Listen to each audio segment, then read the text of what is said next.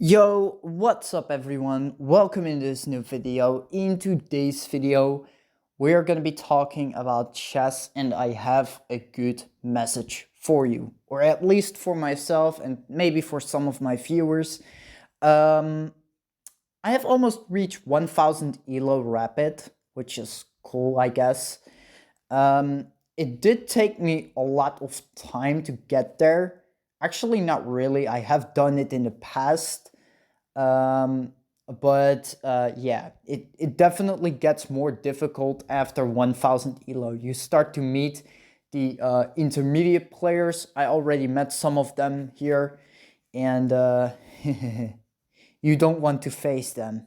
You definitely don't want to face them because they will just crush you completely. Okay, so I'm gonna look into two games that I played, and I'm gonna judge myself on this. E4, E5, knight f3, knight c6,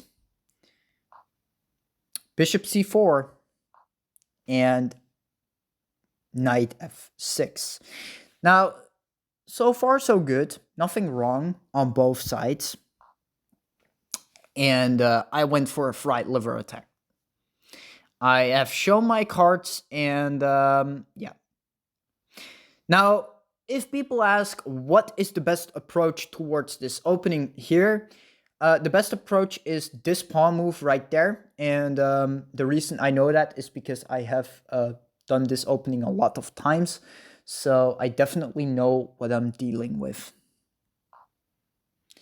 The opponent played the wrong move here. And you can see that right there. D5 is best. D5 takes space in the center, attacks the bishop on c4, and stop both threats against the f7 pawn. Very difficult move, and any other move that you play in this position is wrong. I took with the knight, which was a wrong approach. Doesn't really matter though, because this still attacks something. I mean, the knight attacks now the rook, so the rook has to move. So I can get this knight out of position somehow and be completely fine. My opponent played the worst possible move on the board. And some people here will say, wait, what? It's true. Attacking the piece that was protected. You would say that two pieces for one piece is better because strength in numbers, and you would say that these two pieces are stronger than one freaking queen. You're not really right, because you will see soon enough what I can do when I obtain strong material. And you can see that right here. It's +5 almost for me, and that is because the king can't castle anymore, and the queen is worth 9 points, and you have traded 6 points with me. So, like, I got 3 points advantage. So I moved my pawn here, and I was just living happily, was having a good time, just making some moves and getting slowly into the game and crushing this opponent completely. This pawn move right there, and I just continued. I castled here, and the reason I chose castle was because it was the best move. I didn't really know that, but I just thought, you know what, I'm just immediately gonna castle so that my queen can't get forked. And that was correct. So the bishop moved right there. Good move. This is also a good move. Dark bishop is very depressed here, very blocked in. White bishop started attacking the queen. I moved my queen over there, which was also a good move. And now we have a battery right here. And yeah, I saw what my opponent was trying to do. I cracked open the center here with this move. And the reason I did this was because I just thought, like, you know what? I should actually start using this battery and this rook over here. So I started doing that. and I attacked here. Not the best move. It was an inaccuracy. It was better to start winning a rook. But yeah, I missed that opportunity. But my opponent played an even worse move, and that is attacking with the king. I found the best move on the board, and that was going here with the queen. And now I can actually take this bishop. I can go here. I can go there if I take. Which is what I did, but it was not the correct move. The best move here was to put the bishop here and make it checkmate for once and for all. But yeah, I didn't see that. So I missed the opportunity. You can see that right there. You overlooked an opportunity to play checkmate. Bishop e3 and the game was over. But yeah. I attacked the rook. He attacked me. I attacked here. And yeah. He tried to play the rook. The best move here was to play the knight. So yeah, I attacked the pink piece with this move right there with the bishop. This is pinned so it can't move. And in the next move I take. After this, the opponent resigned because he saw no point anymore in living. And that was my game with that guy. Now we also have another game. And this game was extremely long and it was extremely hard to play this one. I was playing an opening for quite advanced players. And that is not because I thought highly of myself. It's because I thought it was an interesting opening. And in the end, it is. So let me show you what opening that is. And let me also show you how I played during the opening. So here we go. Counts of Gilles. e4. Knight f6. This is called the Aoki's defense. And basically what it includes is white pushes this pawn, boots the knight out, and the knight needs to move. And basically you force white to take as much space as they want. And black hopes that eventually they can win that material. Which it quite happened in this opening, yeah. I could see some parts of it back, but I also made very miserable mistakes. And I'm just being honest with that. And this was my first mistake here. He moved the knight instead, and I can now take this pawn actually, but I didn't do that. Instead of that, I played this move for some dumb reason. But it's not an entire dumb move, so there's nothing really bad going on. He moved another knight, and I played this knight purely because I can, and I don't really care. He moved another pawn. I moved my pawn. He moved his pawn again, and now the knight gets booted. Instead of moving it here, I moved it to the worst imaginable space. Or at least I think so. I think this is actually the worst because like I can move it there and that's okay-ish. It's not the best, but at least it's something. And now I move it here and lose a pawn because knight takes, pawn takes, queen takes. That loses a full pawn. Instead of doing that, the opponent played a knight move like this, and now I can take that actually, and there's nothing going on. Opponent took back with the bishop, and I protected it with the other bishop, the white bishop. Bishop moved away, and that gave us some sort of development here. I moved my bishop over there, preparing castle. Pawn move, and I attacked here. Castle, castle, Moved my queen over here, creating a battery, attacking this diagonal. He moved the other bishop. I moved this bishop, and the trade started. And this gave me the advantage because now this pawn is under attack, and yeah. The best move that white could have done is probably putting this queen right there, but then I can slide over the rook and attack it because these two rooks are connected, so yeah. So he tried to attack me with a pawn, which was absolutely worthless, so I took the pawn, because why not? If you see a pawn, you gotta attack it, if it has no defenders.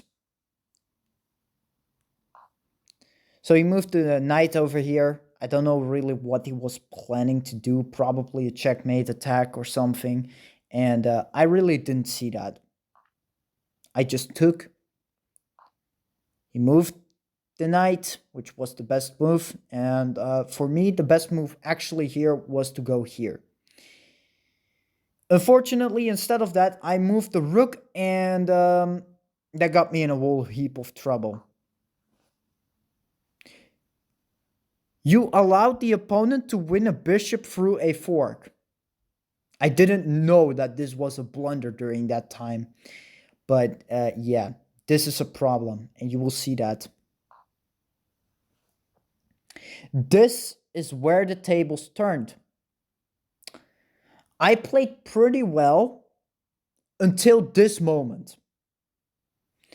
And I can't save this knight because anywhere it moves, it gets obliterated.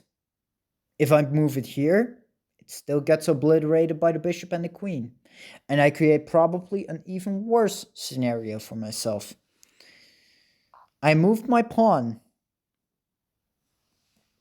attacking the knight. He attacked my knight. I attacked the knight. He took mine, and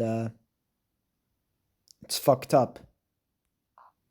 I moved my pawn quickly because I didn't want to lose it.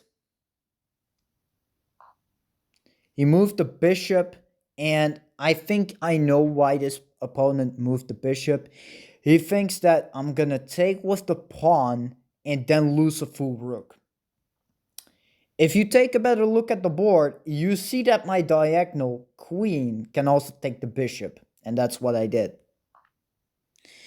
Now, instead of trading queens and keep this position here locked, the queen slided back, which was a complete mistake because now I can take this pawn, and yeah.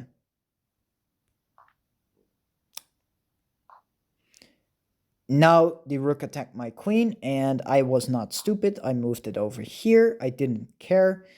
And he tried to put extra pressure on it, and I was just like, okay, yeah, sure. I'm just going to move this rook over here, and that was the best move because if I were to choose this rook right there, it doesn't really do that much. That is considered an accuracy because, like, yeah, you could have better done this one because, yeah, this one is undeveloped.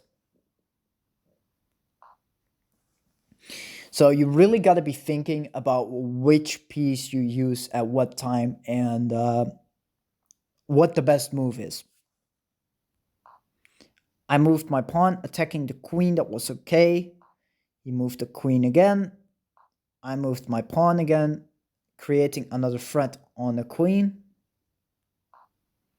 He moved the queen. I moved my pawn, blocking the attack on these two rooks. He moved the queen again, and yeah. I just continue pushing pawns. I put the queen behind it. He attacked with the pawn right there. I just moved it one more step forward. I took with the rook here, and it was actually better to put the rook here. But yeah, I forgot, and that was a mistake. You can see that right there. Now, here the end game started, and yeah, this was where I actually was better than my opponent.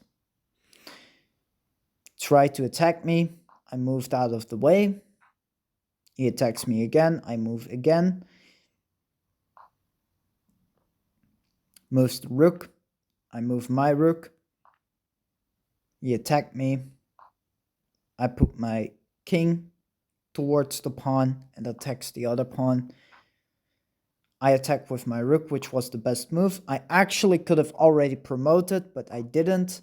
I moved my king instead and thought I'm gonna escort this, but unfortunately I lost it.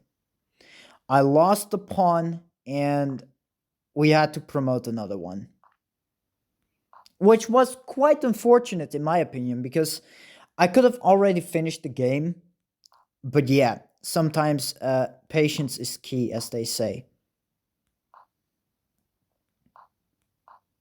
You can also see that I sometimes miss opportunities.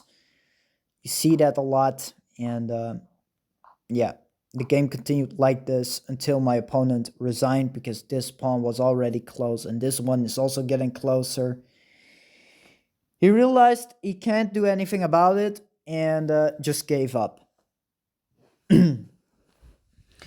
This was one of the most closest battles ever, as my opponent had quite almost the same accuracy as me. You can see that right there.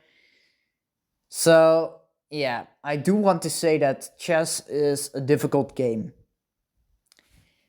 And the funny thing is, it's not just for smart people. Many people always say like, yeah, chess players, oh, you gotta have a high IQ to just understand how the game works and how the rules are and stuff like that.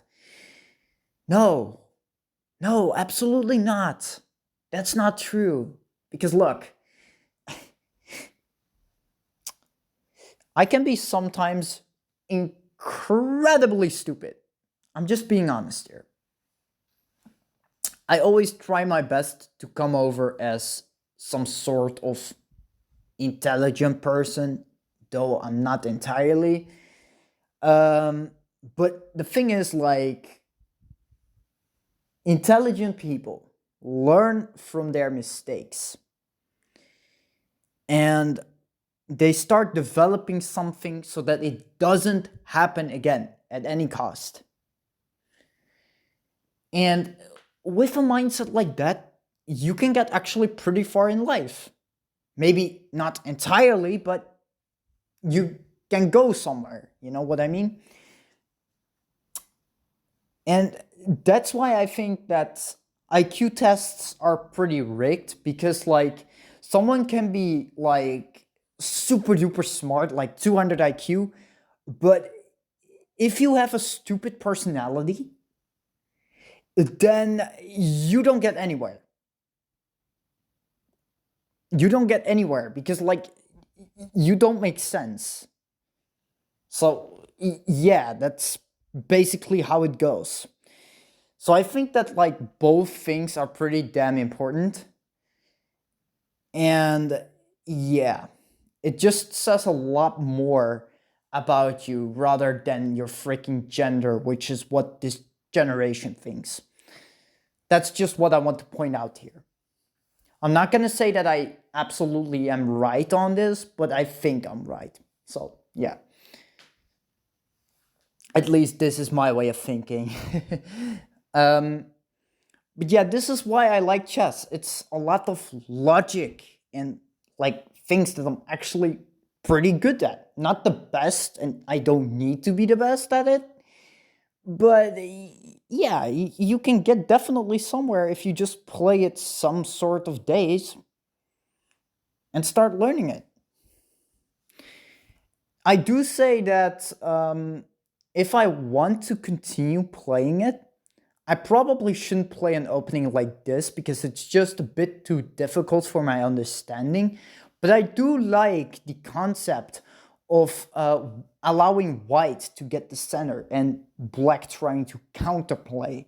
That is what I like. I like to see that. I love to see that actually. But yeah, the opening can get really complicated. So yeah. Either way, I do want to thank everybody so much for watching this. I'm hoping that I didn't make you tired with all my talking. And yeah, for the people that have been missing me on Battle Bay,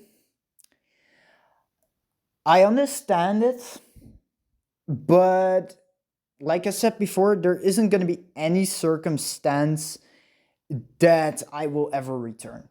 There is probably not going to be any circumstance. Maybe someday, maybe, but yeah, it's really a debate against myself, and sometimes it really does tire me out. But then you know what is the weakness of an analytical personality. It's just really complex because yeah, you look at a problem from all different directions, and then you try to find a good solution towards it. And you spend hours and hours on planning that, and then you finally find the best solution. You start working towards it. Sometimes you fail, sometimes you don't. It's all part of the game. So yeah, that was my presentation. Have a nice day, everyone, and thank you so much for watching. Adios.